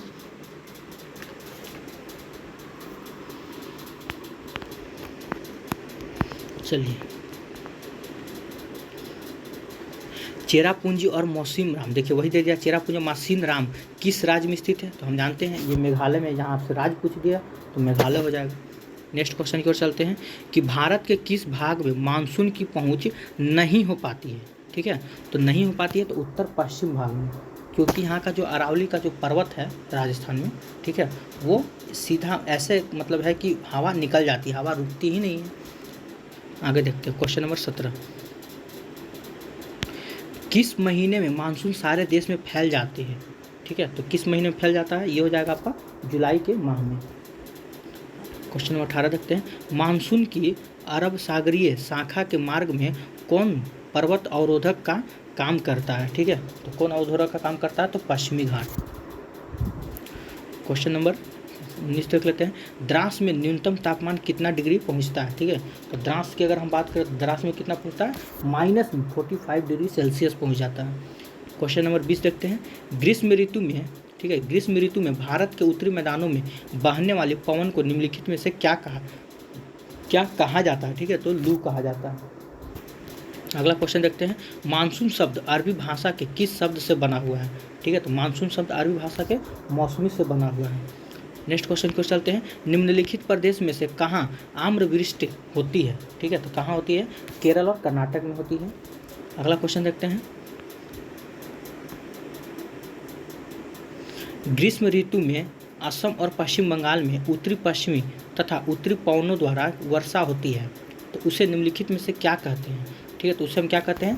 काल बैसाखी कहते हैं। उसे हम क्या कहते हैं? काल बैसाखी कहते हैं। 24 नंबर क्वेश्चन देखते हैं। भारत में मानसून का आगमन निम्नलिखित में से कब होता है? तो भारत में आपसे पूछा जा रहा है, ठीक है, तो भारत में कब होता है? तो जून से प्रारंभ में, ठीक है, जून से प्रारंभ में होता है। नेक्स्ट क्वेश्चन देखते हैं। निम्नलिखित में से कौन सी भारत में, ठीक है, शीत ऋतु की विशेषता है? तो शीत ऋतु की व्यवस्था कौन सा है? तो ठंडा दिन एवं ठंडी रातें। ठीक है, नेक्स्ट क्वेश्चन को चलते हैं। भारत में सर्वाधिक तापांतर किस क्षेत्र में पाया जाता है? तो ये आपका थार मरुस्थल में ज़्यादा पाया जाएगा। नेक्स्ट क्वेश्चन देखते हैं। भारत में जाड़े की ऋतु में किस प्रकार की वायुदाब बनता है? ठीक है, तो भारत में जाड़े की ऋतु में अगर बात करें तो ये हो जाएगा उच्च बनता है। अगला क्वेश्चन है, दक्षिण पश्चिम मानसून की उत्पत्ति कब होती है? ठीक है, तो ये कब होती है? वर्षा ऋतु में। कब होती है? वर्षा ऋतु में। चलिए 29 नंबर देख लेते हैं। जेट धाराएं वायुमंडल के किस स्तर में चलती है? ठीक है, तो ये किस स्तर में चलती है? समताप मंडल में चलती है। चलिए, जेट धाराएं शीत ऋतु में कहाँ रहती है? ठीक है, तो ये कहाँ रहती है? ये हो जाएगा हिमालय के दक्षिण में। क्वेश्चन नंबर 31, मानसून विस्फोट के लिए कौन सी जेट धारा उत्तरदायी है? ठीक है, तो कौन हो जाएगा? तो पूर्वी। क्वेश्चन नंबर 32 की ओर चलते हैं। चलिए, मानसून शब्द किस भाषा के शब्द से बना हुआ है? ठीक है, तो ये आपका अरबी भाषा के शब्द से बना हुआ है। भारत में किस प्रकार की वर्षा हुआ करती है? तो ठीक है, भारत में किस प्रकार की वर्षा हुआ? पर्वतीय वर्षा और चक्रवर्ती वर्षा दोनों प्रकार की वर्षा होती है। तो इसका आंसर क्या होता है? क्या हो जाएगा? ए और बी दोनों हो जाएगा। भारत में शीत ऋतु का समय कौन सा है? ठीक है, तो भारत में शीत ऋतु का समय कौन सा है? तो मध्य नवंबर से लेकर थोड़ा छोटा करना दीजिए, मध्य नवंबर से लेकर मध्य मार्च। ठीक है, मध्य नवंबर से लेकर मध्य मार्च। शीतकालीन वर्षा से किस फसल को लाभ होता है? ठीक है, तो किस फसल को लाभ होता है? तो ये आपका हो जाएगा रबी को। रबी फसल में कौन आ जाएगा? तो गेहूँ आ जाएगा, मटर आ जाएगा, चना आ जाएगा।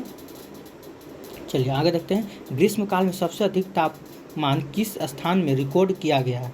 ठीक है, तो सबसे अधिक तापमान आपका गंगानगर में। कहाँ किया गया है? गंगानगर में रिकॉर्ड किया गया है। अगला क्वेश्चन देखते हैं 37, मानसून पूर्व वर्षा से तमिलनाडु में किस फसल को लाभ पहुँचता है? ठीक है, तो किस फसल को लाभ पहुँचाता है? तो कहवा को। नेक्स्ट क्वेश्चन की ओर चलते हैं। जून से सितंबर के बीच भारत में, ठीक है, कौन सी ऋतु रहती है? तो जून से सितंबर के बीच में कौन सी ऋतु रहती है? याद रखिए, वर्षा ऋतु रहती है। नेक्स्ट क्वेश्चन देखते हैं, क्वेश्चन नंबर 39, जाड़े में किस दिशा में चक्रवात आकर भारत में वर्षा कराता है? ठीक है, तो किस में आकर कराता है? तो उत्तर पश्चिम में। क्या आ जाएगा? उत्तर पश्चिम में। अगला क्वेश्चन देख लेते हैं। सबसे अधिक वर्षा कहाँ होती है? ठीक है, तो अगर सबसे अधिक पूछे तो देखिए, मासिन राम भी कहीं कहीं देता है, कहीं कहीं चेरापूंजी। ठीक है, तो इसमें आप क्या हो जाएगा? इसमें हो जाएगा चेरापूंजी। ठीक है, ऐसे तो मेघालय में ही होता है। आगे चलते हैं, क्वेश्चन नंबर 41, भारत में उष्णकटिबंधीय चक्रवात प्रायः कहाँ आते हैं? ठीक है, तो कहाँ आते हैं? ये हो जाएगा आपका उड़ीसा में। अगला क्वेश्चन देखते हैं। इनमें कौन अत्यल्प वर्षा का क्षेत्र है? ठीक है, तो ये कौन है? लेह हो जाएगा। अगला क्वेश्चन देखते हैं। तमिलनाडु में जाड़े में वर्षा कराने का श्रेय किसे है? ठीक है, तो इसे वर्षा कराने का श्रेय किसे है? तो उत्तर पूर्वी मानसून को। किसे है? उत्तर पूर्वी मानसून को। अगला क्वेश्चन देखते हैं। पश्चिमी बंगाल में चलने वाली धूल भरी आंधी को क्या कहते हैं? क्वेश्चन पहले भी आ चुका है, काला बैसाखी कहते हैं। 45 नंबर क्वेश्चन देखते हैं। उत्तर पश्चिम में भारत में जाड़े में वर्षा किससे होती है? ठीक है, तो ये किससे हो जाती है? तो 45 का हो जाएगा सी नंबर, यानी कि भूमध्य सागरीय चक्रवात से। 46 देखते हैं। ग्रीष्म काल में उत्तरी मैदान में चलने वाली धूल भरी गर्म हवा को क्या कहा जाता है? तो क्या कहा जाता है? तो ग्रीष्म काल में इसे हम लू बोलते हैं। इनमें से कौन वायुमंडलीय दशाओं का तत्व नहीं है? कौन नहीं है? तो लवणता नहीं है। देखिए क्वेश्चन लवणता, इसमें 47। अगला क्वेश्चन देखते हैं 48। चलिए दोस्तों, 48 तो है नहीं। ठीक है, तो अब हम लोग आगे अगला चैप्टर को चलते हैं। चैप्टर 5 में प्राकृतिक वनस्पति एवं वन्य प्राणी। ठीक है, चलिए तो शुरू करते हैं। भारत में जीव संरक्षण अधिनियम कब लागू हुआ? तो भारत में जीव संरक्षण अधिनियम कब लागू हुआ था? 1972 में। भरतपुर पक्षी विहार कहाँ स्थित है? तो भरतपुर पक्षी विहार कहाँ स्थित है? तो राजस्थान में। ठीक है, भारत में कितने प्रकार की वनस्पति प्रजातियाँ पाई जाती है? ठीक है, तो कितने प्रकार के? तो 47,000। अगला क्वेश्चन चलते हैं, क्वेश्चन नंबर 4 की ओर। ठीक है, 2001 में, ठीक है, वन का क्षेत्रफल भारत के क्षेत्रफल का कितना प्रतिशत है? तो भारत का क्षेत्रफल का कितना प्रतिशत है 2001 की बात करें? तो 20.55%। अगला क्वेश्चन देखते हैं 2003 में, अगर 2003 में वन का कुल क्षेत्रफल कितना किलोमीटर तक फैला हुआ था, तो ये आपका हो जाएगा आपका 68 लाख वर्ग किलोमीटर, ठीक है, 68 लाख वर्ग किलोमीटर। अगला क्वेश्चन देखते हैं, वह वनस्पति जो मूल रूप से भारतीय हैं उसे क्या कहा जाता है, ठीक है, तो उसे हम देशज कहते हैं, क्या कहते हैं, देशज कहते हैं, ठीक है। रबड़ का संबंध किस प्रकार की वनस्पति से है, तो रबड़ का संबंध जो है वो आपका उष्णकटिबंधीय वर्षा वन से है, किससे है, तो उष्णकटिबंधीय वर्षा वन से है। क्वेश्चन नंबर 8 देखते हैं, सिनकोना के वृक्ष कितनी वर्षा क्षेत्र में पाए जाते हैं, ठीक है, तो सिनकोना का वृक्ष ये कितने वर्षा क्षेत्र में हो जाएगा, 100 सेंटीमीटर वर्षा क्षेत्र में पाए जाते हैं। नेक्स्ट क्वेश्चन देखते हैं, भारत के कौन से जीवमंडल निश्चय विश्व के जीवमंडल निश्चय के लिए किए गए हैं, ठीक है, तो क्या हो जाएगा इसका, नंदा देवी। आगे देखते हैं, सिंपलीपाल जीवमंडल निश्चय आरक्षित क्षेत्र किस राज्य में स्थित है, तो ये हो जाएगा आपका किसमें, उड़ीसा में। सिंपलीपाल कहाँ है, उड़ीसा में। निम्न में से भारत का राष्ट्रीय पक्षी कौन सा है, ये आपका हो जाएगा मोर। निम्न में से राष्ट्रीय पशु कौन सा है, ये आपका हो जाएगा बाघ। और पंचमढ़ी जीवमंडल संरक्षण क्षेत्र किस राज्य में, ये आपका हो जाएगा मध्य प्रदेश में। नेक्स्ट क्वेश्चन को चलते हैं, निम्नलिखित में से कौन जीवमंडल संरक्षण क्षेत्र के 3 राज्यों से संबंध रखता है, ठीक है, तो कौन हो जाएगा, इसका आंसर हो जाएगा आपका नीलगिरी। भारत का पहला जीव आरक्षण क्षेत्र कौन सा है, ठीक है, कौन सा है, तो भारत का पहला जीव आरक्षण क्षेत्र कौन सा है, ठीक है, तो इसका आंसर क्या हो जाएगा, चलिए दोस्तों, ठीक है, आगे चलते हैं। भारत में कितने प्रकार की वन प्राणी प्रजातियां पाई जाती है, ठीक है, तो 16 का आंसर क्या हो जाएगा, 16 का 8000 मतलब 85,000, ठीक है। चलिए नेक्स्ट क्वेश्चन की ओर चलते हैं, क्वेश्चन नंबर 17।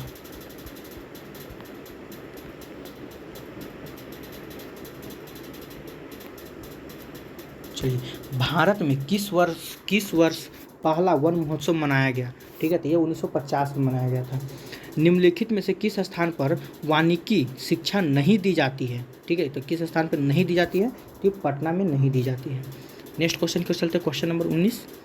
भारत में पक्षियों की कितनी प्रजातियां मिलती है, अगर भारत में पक्षियों की प्रजातियां आपसे पूछा जाए तो कितना मिलता है, तो 1200, ठीक है। सदाबहार वन के पेड़ों की ऊंचाई सामान्यतः कितनी होती है, तो कितनी होती है, तो 60 मीटर तक होती है। जवारीय वन के मुख्य वृक्ष कौन सा है, तो ये आपका कौन हो जाएगा, ए और बी दोनों, यानी कि मैंग्रोव वन और सुंदरी वन। देवदार किस वन का पेड़ है, ठीक है, देवदार किस वन का पेड़ है, तो पर्वतीय वन का, किस वन का है, तो पर्वतीय वन का। चलिए, त्रिफला में कौन शामिल नहीं है, ठीक है, तो त्रिफला में कौन शामिल नहीं है, तो जामुन शामिल नहीं है। अगला क्वेश्चन देखते हैं, चंदन के वन भारत में कहाँ मिलते हैं, ठीक है, तो ये आपको कर्नाटक में ही मिलेंगे। चंदन वन कहाँ मिलते हैं, तो कर्नाटक में। भारत में लगभग कितनी किस्मों की वनस्पतियाँ उगती है, ठीक है, तो कितने किस्मों की, 47,000 किस्मों की वनस्पतियाँ उगती हैं। भारत में विश्व के कुल पुष्पति पौधे का कितना प्रतिशत पाया जाता है, ठीक है, तो 26 का आंसर क्या हो जाएगा, 6%। भारत में कितने प्रकार की प्राकृतिक वनस्पतियाँ पाई जाती है, तो ये आपका कितना हो जाएगा, 5 प्रकार की। क्वेश्चन नंबर 28 देखते हैं, तटीय दलदली भागों में किस प्रकार के वन पाए जाते हैं, क्या हो जाएगा, तो ज्वारीय वन, ठीक है, क्या हो जाएगा, ज्वारीय वन। अगला क्वेश्चन देखते हैं, 70 सेंटीमीटर से कम वर्षा वाले क्षेत्र में किस प्रकार के वन मिलते हैं, ठीक है, तो किस प्रकार के वन मिलते हैं, तो शुष्क वन मिलते हैं। क्वेश्चन नंबर 30 देख लेते हैं, कौन चिरहरित वन का प्रमुख वृक्ष है, ठीक है, तो कौन है, तो इसका आंसर हो जाएगा रोजवुड। अगला क्वेश्चन देखते हैं, देवदार, चीड़ या सपूस किस प्रकार के वन में मिलते हैं, ठीक है, ये किस प्रकार वन में मिलेंगे, पर्वतीय वन में आपको मिलेंगे। अगला क्वेश्चन देखते हैं, भारतीय जीव सुरक्षा अधिनियम किस वर्ष लागू हुआ, ठीक है, तो किस वर्ष लागू हुआ था, 1972 में। नेक्स्ट क्वेश्चन की ओर चलते हैं, इनमें उत्तराखंड की बाघ परियोजना कौन सा, तो जिम कॉर्बेट नेशनल पार्क। आगे देखते हैं, भारत में कुल कितने राष्ट्रीय उद्यान हैं, ठीक है, तो याद रखिएगा भारत में कुल कितने हैं, तो इसका आंसर क्या हो जाएगा, ठीक है, तो हो जाएगा 89। आगे देखते हैं, निम्नलिखित में से किसके संरक्षण का कार्यक्रम नहीं चल रहा है, ठीक है, किसको मतलब बचाने का कार्यक्रम नहीं चल रहा है, ठीक है, तो इसका आंसर क्या हो जाएगा, इसका हो जाएगा गधा को बचाने का कोई काम नहीं चल रहा है। भारत में कुल कितने जीवमंडल संरक्षण क्षेत्र हैं? ठीक है, तो भारत में कुल कितने जीवमंडल संरक्षण क्षेत्र है? तो ये हो जाएगा आपका 14। अगला क्वेश्चन देखते हैं, पतझड़ मानसून वन का प्रमुख स्वर प्रमुख केंद्र पेड़ कौन सा है? ठीक है, तो इसका क्या हो जाएगा? सकुआ। नेक्स्ट क्वेश्चन की ओर चलते हैं, क्वेश्चन नंबर 38। ठीक है, चलिए, तो बाघ परियोजना क्या है? तो बाघ परियोजना क्या है? तो बाघ के संरक्षण का योजना है। ठीक है, क्वेश्चन नंबर 29, इसमें उत्तराखंड की बाघ परियोजना कौन सा है? तो जिम कॉर्बेट नेशनल पार्क। ठीक है, और इसका नाम बदलकर अब रामगंगा कर दिया गया, याद रखिएगा। जिम कॉर्बेट नेशनल पार्क का नाम बदलकर क्या कर दिया है? तो रामगंगा। आगे चलते हैं, टीक पेड़ का दूसरा नाम क्या है? ठीक है, तो टीक पेड़ का दूसरा नाम क्या है? तो सागवान। आगे देखते हैं, सकुआ को और किस नाम से जाना जाता है? तो सकुआ को और किस नाम से जाना जाता है? तो सॉल के नाम से जाना जाता है। ठीक है, वन किस प्रकार की संपत्ति है? वन जो है पेड़ पौधा किस प्रकार की संपत्ति है? तो ये राष्ट्रीय संपत्ति है। भारत में वन का विस्तार क्षेत्रफल कितना है? ठीक है, तो भारत में अगर बात करें तो 663 लाख हेक्टेयर में फैला हुआ है। पशु चराना किस वन में वर्जित है? ये आरक्षित वन में क्या है? वर्जित है। नेक्स्ट क्वेश्चन को चलते हैं, नौकॉर्क जीव आरक्षण क्षेत्र किस राज्य में है? ठीक है, तो ये किस राज्य में है? तो मेघालय में हो जाएगा। नेक्स्ट क्वेश्चन को चलते हैं, क्वेश्चन नंबर 46, भारत का कौन सा भाग सबसे अधिक वनाच्छादित है? ठीक है, तो कौन सा हो जाएगा? ये आपका उत्तर पूर्वी भाग। नेक्स्ट क्वेश्चन की ओर चलते हैं, क्वेश्चन नंबर 47, निम्नलिखित में से किस क्षेत्र में चिरहरित वन मिलता है? ठीक है, तो ये किस क्षेत्र में मिलता है? तो पश्चिमी घाट में। ये क्वेश्चन दोबारा पूछा जा रहा है। आगे देखते हैं, निम्नलिखित में से किस क्षेत्र में पतझड़ वन मिलते हैं? तो पतझड़ वन, ये भी क्वेश्चन आपसे पूछा हुआ था। ठीक है, कहाँ मिलते हैं? तो छत्तीसगढ़ में। लास्ट क्वेश्चन देखते हैं दोस्तों, बाघ परियोजना क्या है? तो बाघ परियोजना क्या है? ये भी क्वेश्चन आपको दोबारा रिपीट हो रहा है। तो बाघ के संरक्षण का योजना है। ठीक है, चलिए 49। तो ये इस प्रकार से हम लोग कितना चैप्टर आज खत्म कर दिए? 5 चैप्टर खत्म कर दिए। ठीक है, अब चलते हैं जनसंख्या की ओर। चलिए इसको भी ख़त्म कर देते। जनसंख्या की अगर हम बात करें तो भारत में, ठीक है 1 मिनट, चलिए, भारत में सर्वाधिक साक्षरता दर किस राज्य का है? सबसे अधिक साक्षरता दर आपको केरल में मिलेंगे। ठीक है, भारत की औसत आयु की संरचना क्या है? तो भारत की औसत आयु की संरचना 64.6 वर्ष है। नेक्स्ट क्वेश्चन की ओर चलते हैं, सन 2001 ईस्वी में जनगणना के प्रति 1000 पुरुष में महिलाओं के अनुपात में स्थिति क्या थी? ठीक है, तो क्या स्थिति थी? तो 933 महिलाएं थी। 1000 पुरुष में कितने महिलाएं? 933 महिलाएं थी। भारत का औसत जनसंख्या घनत्व तो प्रति वर्ग किलोमीटर क्या है? ठीक है, तो प्रति वर्ग किलोमीटर क्या है? तो ये आपका क्या हो जाएगा? 325। ठीक है, क्या हो जाएगा? 325 है। नेक्स्ट क्वेश्चन नंबर 5 की ओर चलते हैं, भारत में 1 मिनट, चलिए ठीक है, भारत में प्रथम जनगणना कब संपन्न हुई थी? याद रखिएगा 1872 में। 1872 में किसका शासनकाल था? लॉर्ड मेयो का। ठीक है, लॉर्ड मेयो का। ठीक है, 1872 में इसी का शासनकाल था। आगे देखते हैं, भारत में सबसे अधिक जनसंख्या किस राज्य में मिलती है? सबसे अधिक जनसंख्या वाला राज्य बोलेगा तो आपका हो जाएगा उत्तर प्रदेश। ठीक है, नेक्स्ट क्वेश्चन की ओर चलते हैं, भारत में सबसे अधिक जनसंख्या वाला बड़ा शहर कौन सा है? बड़ा शहर की बात करेगा तो आपका हो जाएगा मुंबई। नेक्स्ट क्वेश्चन की ओर चलते हैं, जनसंख्या में बच्चों का एक बहुत बड़ा अनुपात निम्नलिखित में से किसका परिणाम है? ठीक है, तो किसका परिणाम है? तो ये आपका हो जाएगा अधिक विवाहित जोड़े का।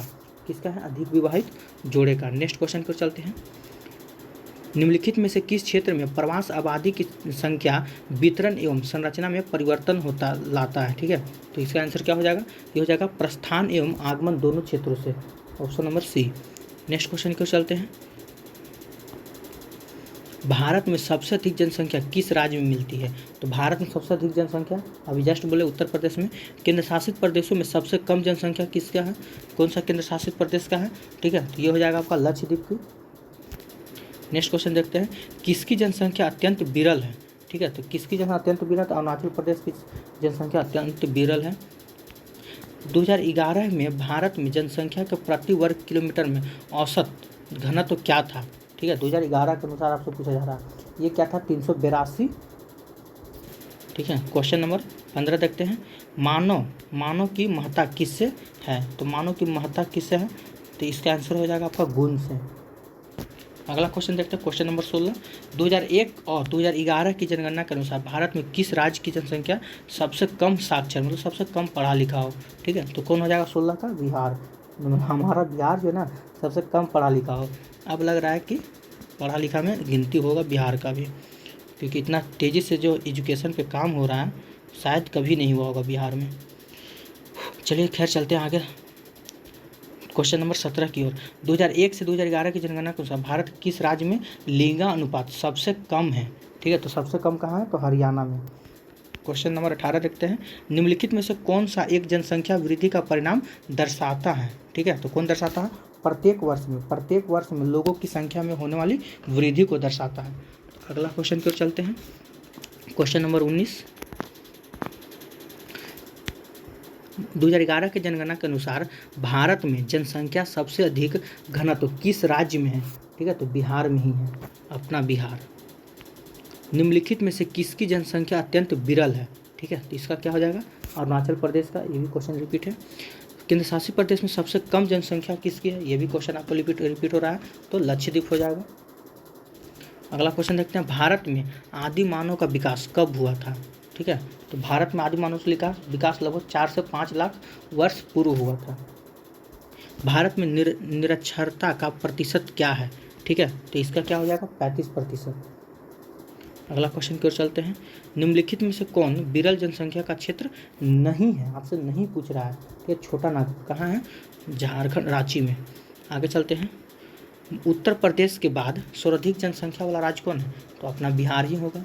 ठीक है, क्वेश्चन नंबर 26 देखते हैं, केंद्र शासित प्रदेश में सबसे कम, ठीक है, जनसंख्या जन घनत्व कहाँ मिलता है? केंद्र शासित प्रदेश की बात करें तो अंडमान और निकोबार में। भारत की जनसंख्या में किस वर्ष ऋणात्मक वृद्धि दर्ज की गई थी?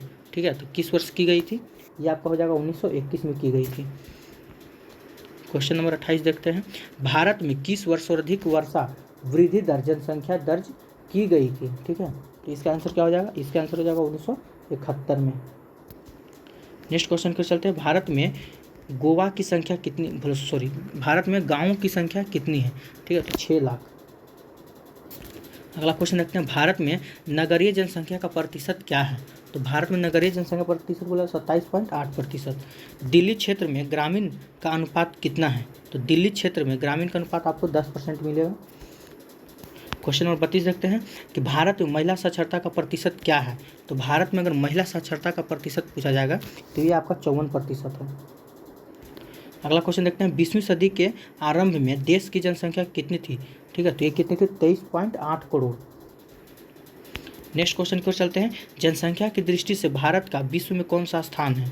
ठीक है, तो जनसंख्या की दृष्टि से भारत का स्थान आपका दूसरा हो जाएगा, लेकिन इसके अनुसार दूसरा, लेकिन अगर अभी वर्तमान की बात करेगा ना जनसंख्या की दृष्टि से तो हो जाएगा पहला।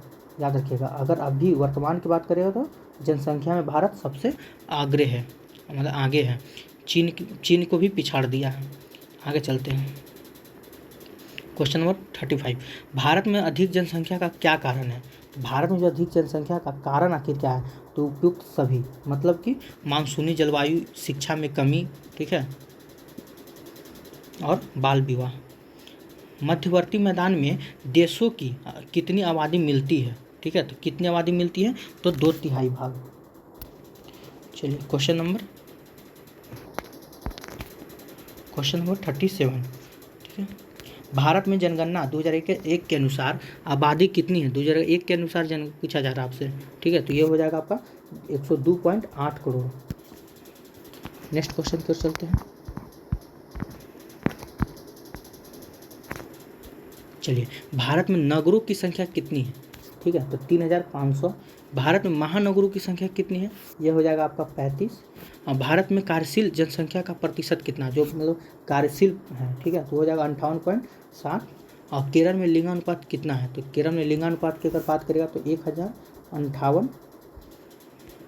और भारत में, ठीक है, जनसंख्या की वार्षिक वृद्धि दर कितनी है? तो ये आपका हो जाएगा 2%। निम्नलिखित में से कौन जनसंख्या विस्फोट का परिणाम है? ठीक है, यानी कि खाद्य समस्या ये भी परिणाम है, आवास समस्या ये भी परिणाम है, पेयजल समस्या, यानी कि इसमें से सभी हो जाएगा।